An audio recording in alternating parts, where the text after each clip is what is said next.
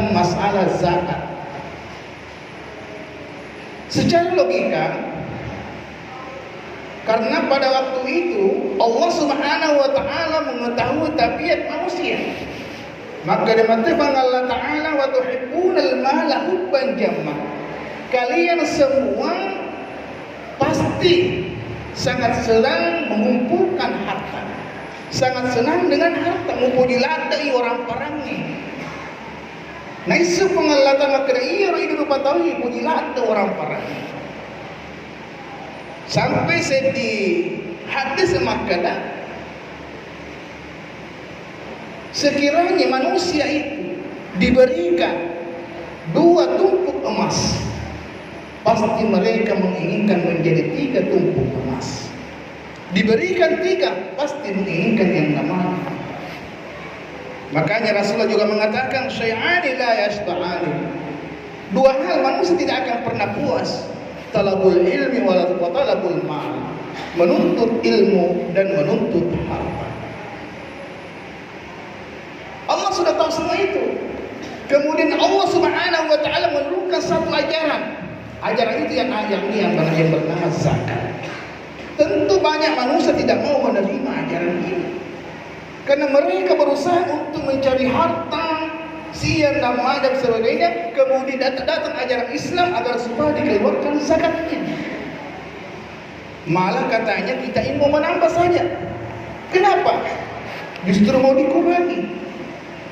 Dan inilah orang pemikiran seperti ini karena tidak menjadikan Islam itu ajaran itu sebagai rahmat oleh Allah Subhanahu wa taala. Kalau kita berbicara masalah zakat, ada 4 makna zakat itu. Maknanya semua bermakna rahmat. Maka betul masih oleh Allah Subhanahu wa taala. Dari segi bahasa, az-zakatu lugatan az-zakat. Zakat menurut bahasa itu adalah membersihkan, mensucikan, napacingi warang parang. Ini tuh Andre Gurutta menderiki lapudang maka deh ajak lalu manda warang parang mau narekode pamukesui zakat. Maka narekode ketahu nandre warang parang meli wehinu dan lain sebagainya. Nah padena kesusahan berarti dia telah memakan harta orang-orang yang berhak untuk menerima zakat. Ini tuh biasa kadang-kadang mereka penyakit. Maka nasabah tenia orang parang nanandre, tenia hak nanandre. Jadi ada komelo kima paci, elok na panare kasado pun Allah Subhanahu wa taala.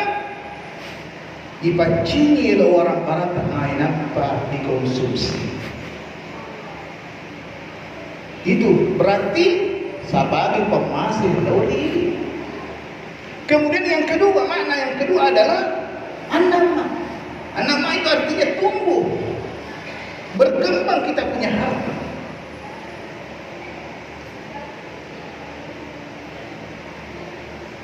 Kemudian yang ketiga adalah az-ziyadah, bertambah kita punya harta. Satu kesyukuran. Sejak syukur kemaraja kepada Allah Subhanahu wa taala rekilemu masuk. Kita masih bisa bersedekah, berinfak di jalan Allah Subhanahu wa taala. Makanya kita selalu minta kepada Allah Subhanahu wa taala, jangan hanya sekedar mengatakan ya Allah berikan aku rezeki yang banyak, tambahkan rezeki itu. Tapi mintalah kepada Allah Subhanahu wa taala, ya Allah jadikanlah aku seorang muzakki. Jadikanlah aku orang yang berzakat. Nah inilah doa seperti ini yang jarang diminta doakan oleh sebagian manusia. Dia hanya minta ya Allah berikan aku rezeki yang cukup, berikan aku rezeki yang banyak. Pasti Allah akan bertanya, untuk apa rezeki kalau kamu minta kepada saya?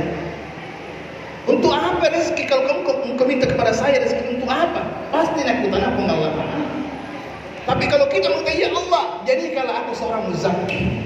Jadikan aku orang yang selamat berzakat, munfik, orang yang mendapatkan harta. Maka dengan seperti itu sama halnya kalau kita minta harta kepada Allah Subhanahu wa taala. Nah, sama halnya bagaimana mungkin Allah mau menjadikan kita orang berzakat kalau kita tidak mendapatkan harta?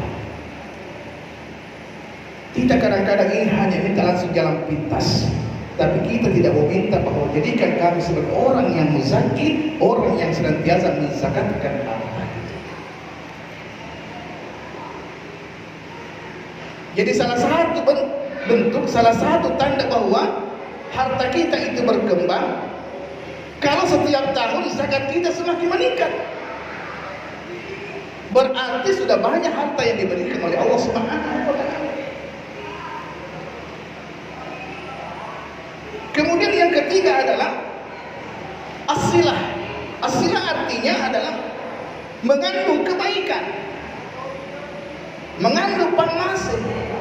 Karena dengan zakat itu kita bisa membantu orang lain, bisa membantu orang yang memerlukan. Kemudian al-barakah, mak barakah ini orang barakah. Biasanya mak barakah yang namanya rezeki yang bagus adalah bukan hanya kita saja yang membutuhkan rezeki itu, akan tetapi juga dibutuhkan untuk orang lain. Bukan hanya kepada kita untuk bermanfaatnya, gunanya harta itu kepada kita, akan tetapi berguna juga untuk orang lain. Saudara kaum muslimin yang dimuliakan oleh Allah Subhanahu. Jadi semua keempat makna daripada zakat itu pemaseman orang ini. Nah, tambahi pang Allah Ta'ala, ditumbuhkan oleh Allah Subhanahu wa taala. Nampak barakah pang Allah Ta'ala. Kemudian nampak ciri warang parata. Berarti semua bermakna pemaseman oleh Allah Subhanahu wa taala. Makanya wajar saja kalau Allah mengatakan bahwa ajaran yang dibawa oleh Nabi kita Muhammad sallallahu alaihi wasallam masih beriman. Saudara kaum muslimin yang dimuliakan oleh Allah Subhanahu wa taala. Kemudian selanjutnya ada satu hal yang perlu kita ketahui, bahwa yang berhak untuk menerima zakat itu adalah orang, bukan benda. Inilah yang perlu kita luruskan. Nah, saya nggak tahu masuk akan tetapi dapat tambah ke masjid. Padahal zakat itu bukan untuk masjid, bukan untuk pembangunan masjid, akan tetapi untuk orang. Siapa yang bekerja di masjid itulah yang dikasih zakat. Akan tetapi untuk pembangunan masjid dia dapat ditania orang, bukan sasarannya. Itu dikatakan fisabilillah, yang berjuang di jalan Allah, artinya yang berjuang artinya orangnya, bukan bangunannya. Ini yang orang kadang-kadang salah paham. Masuk ke ini pertama sekarang masih. Makanya Allah mengatakan bahwa innamas shadaqatu lil fuqara wal 'amil, termasuk al 'amilin. Siapa itu al 'amilin? Adalah mereka yang ditugaskan oleh Allah untuk mengumpul zakat itu. Nah, itu. Ini perlu kita pahamkan kepada kita sebagai muslim. Al-amil adalah orang yang ditugaskan oleh Allah Subhanahu wa taala untuk mengumpul zakat itu. Fisabilillah, kepada orang yang berjuang di jalan Allah Subhanahu wa taala. Orang yang berjuang, bukan yang Makanya antara zakat dan wakaf tidak boleh dipisahkan. Kalau wakaf itu boleh untuk pembangunan masjid. Makanya kita harus sosialisasikan, sampaikan kepada masyarakat. Nah, kalau wakaf ini orang parana itu boleh untuk pembangunan masjid. Bukan hanya berbentuk uang, boleh saja dengan berbentuk material. Berbentuk apa saja, demi apa keperluan daripada masjid itu sendiri. Itu namanya sedekah atau wakaf. Tetapi kalau untuk zakat tidak boleh dimasukkan di dalam masjid, karena sudah tertentu ada 8 golongan untuk mendapatkan zakat itu. Inilah yang perlu juga kita sampaikan kepada masyarakat. Nasabah mereka tahu elok masuk, akan tetapi mereka tidak mengetahui seluruh tentang masalah zakat itu. Nah, mungkin yang pertama dia ke masjid, nasabah zakat padahal belum. Nasabah itu sekitar hitungannya. Ada hitungannya. Tidak boleh langsung kita reka-reka sama kadasi bunuh pasti tidak boleh, seperti ada hitungannya. Beda dengan infak dan sedekah. Infak dan sedekah itu tidak ada hitungannya, sesuai dengan keikhlasan hati. Berapa kita infakkan di jalan Allah, itulah yang diterima oleh Allah Subhanahu wa taala. Tapi kalau zakat tidak boleh kita mengatakan kadang zakat itu yang penting kurang amas zakat kurang usul itu tidak puasa, karena ada hitungannya. Harta yang dikeluarkan bukan karena berdasarkan hitungan, maka dianggap tidak membayar zakat. Saudara kaum muslimin yang dimuliakan, makanya kita ini perlu kita ketahui perbedaan antara zakat dengan wakaf. Wakaf itu adalah, dan itulah makna daripada Allah mengatakan, "Idza mata banu Adam, inqata'a 'amaluhu illa min thalathin." Nah, kumatin anak pun ada, tidak kena lolongan, petumanan ni, amalan, sempadan na petun, puasa na petun, illa min thalathin, kecuali 3 hal. Yang pertama adalah sedekah jariyah. Ini sedekah malariah, termasuk wakaf. Wakaf uang di sini disebut ada sama wakaf Al-Quran. Itu sangat bagus sekali.